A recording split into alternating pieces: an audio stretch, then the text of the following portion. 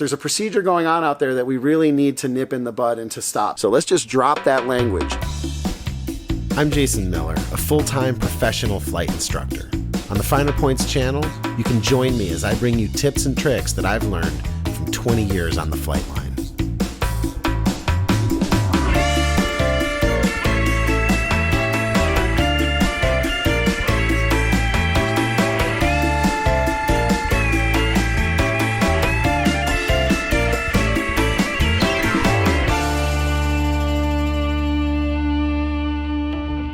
Hello aviators, welcome back to the Finer Points. In this video, we're going to talk yet again about how to enter the traffic pattern at non-towered fields. There is still a lot of confusion around this topic, and I would like to clear it up once and for all. Before we do that though, I want to let you know there is a free Wings Credit webinar coming up this Thursday, August 22nd at 5 p.m. Just visit learnthefinerpoints.com to register free. I'm joined by Alaskan float plane pilot Deon Mitton. We're just going to sit down and chat about all of the things that they learn in Alaska beyond the ACS that help them stay safe and confident each summer, and stuff that we can do here in the lower 48. What exercises, what maneuvers, what drills, what things will take our skills beyond the ACS. That's this Thursday, 5 p.m., August 22nd. Now, let's talk about non-towered field pattern entries. There is a document you should be familiar with. It is FAA Advisory Circular 9066 Charlie.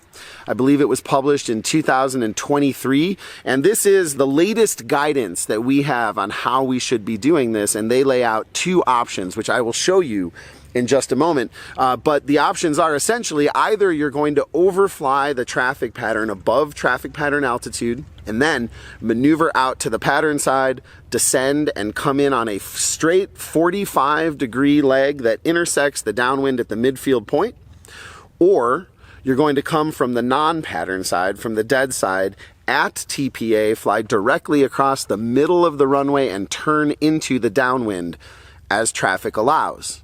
All right. Now, before we even talk about those, just remember that all of these procedures at non-towered fields are designed to separate airplanes. The big thing that we're worried about here is hitting another airplane. So what can we do? What procedures should we adopt that will minimize the possibility of that happening? And that's what these two procedures are designed to do. I want to remind you of that because as we look at this first one where we're meant to overfly the traffic pattern altitude, I am going to disagree with the FAA on the point of being 500 feet above the pattern. All right. Even in the AC where they lay this out, they say that turbine aircraft and large aircraft are found 500 feet above the pattern. So if we're trying not to hit other airplanes, let's make that 1,000. Okay, so can we just switch that to 1,000 feet above pattern altitude? It's what I've always taught. It's what I've always been taught. I know the FAA wrote 500, but I think they made a mistake. And if they're listening, I think they should make that 1,000 rather than put aircraft at the same altitude that you're going to find turbine and large aircraft at some airport. All right, so that's the main thing. However, if you do that 1,000 feet above the traffic pattern, you've got all the time in the world. You're well clear of traffic if you hold that altitude. You can circle up there. I call it a reconnaissance mission, and here's how that procedure should look. Here we are today at Nevada County Airport. This is in Grass Valley, California. We're going to do our little overflight here. I don't know if you guys, I'll do a little bang to the left. I'm not sure if you guys can actually see the airport or not. See if I do a little circle over it.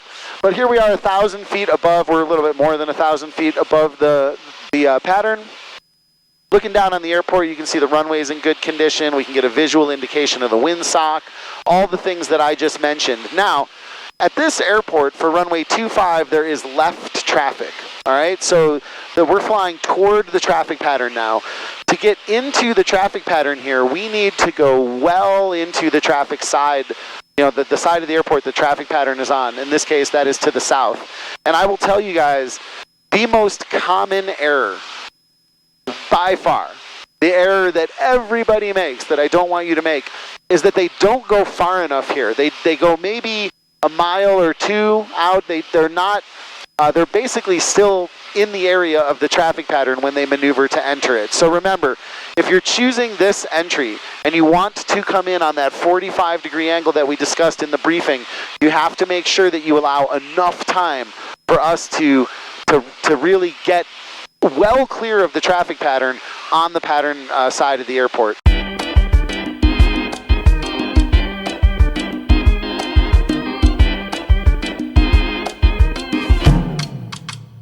And here we're established on a 45 now, and that was like, I wouldn't have wanted to cut that any closer, to my point, right? I'm sitting here telling you guys how far we need to go to the south and how the common error is nobody goes far enough. And I kind of just barely went far enough, right? Today was one of those days where we were flying into the wind as we were trying to get out far enough to make this a nice, clean 45. But here we are now, we're at pattern altitude.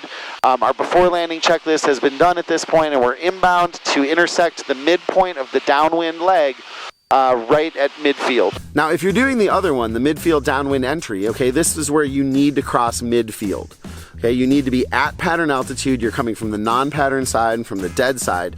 Cross midfield, traffic permitting, you maneuver straight across the middle of the airport, get your little mini reconnaissance mission done, keep your eyes out for traffic, and turn into the downwind directly as traffic allows. All right, you guys, let's look at another entry. Let's imagine we're coming to Nevada County, but we're coming from the north, so we're on the wrong side, right? We're on the opposite side of the airport that the traffic pattern is.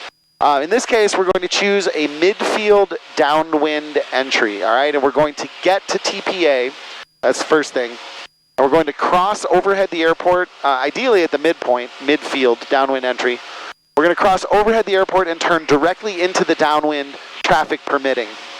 Now, in this case, you do get some kind of reconnaissance mission. It's maybe abbreviated because as you're coming over the top of the field, you're really looking for other aircraft in the pattern.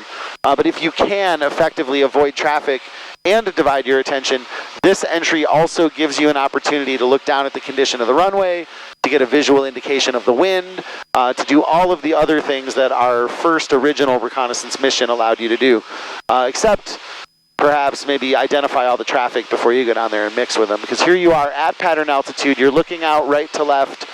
Nevada County traffic, Skyhawk 90924 Victor, midfield downwind entry, runway 25, Nevada County. All right, so you announce the midfield downwind entry, you come over the top of the airport at pattern altitude, right over the middle of the runway, and as traffic permits, you turn directly into the downwind.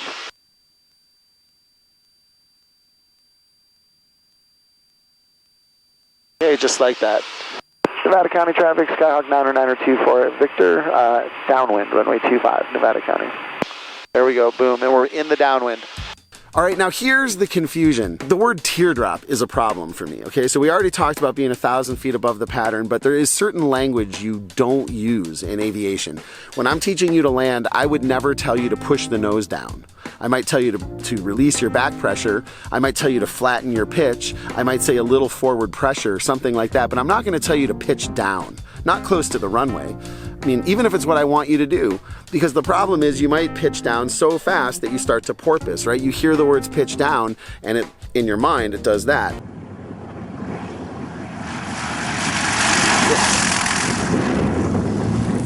So when we say the word teardrop, we are really falling victim to the most common error of this maneuver. And I can tell you, after teaching this for decades, nobody flies wide enough on the pattern side after doing the overflight.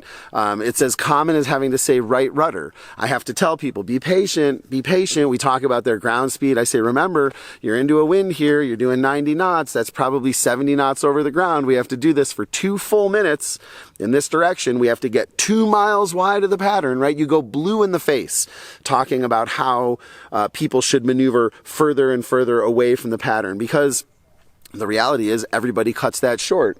They overflew the runway in their mind a few minutes ago, and then they're motoring along. Now they're over the pattern, but I'm not sure they're aware of it. And they go a little bit further, and then they make that teardrop turn. So they're lowering a wing in a high wing airplane and making a descending right turn toward the 45 where it'll intersect the downwind. It's extremely dangerous. That's where all the airplanes are. There are golden rules in the traffic pattern for collision avoidance. We never descend into the downwind, and we always clear the blind spot in high wing airplanes before we turn. The word teardrop is problematic for me, and if someone from ForeFlight is listening, please ditch that language. You're the last ones, other than a Bold Method article that's stuck on the web from 2012. The FAA doesn't use the language teardrop. I couldn't find it in any of their prior texts, 2007, 1980, 2012, the current 2023 Airplane Flying Handbook, the advisory circular. None of it talks about a teardrop. So let's just drop that language. Anyway, give that some thought. Check out the advisory circular. Make sure you join Deon and I this coming Thursday for this free webinar.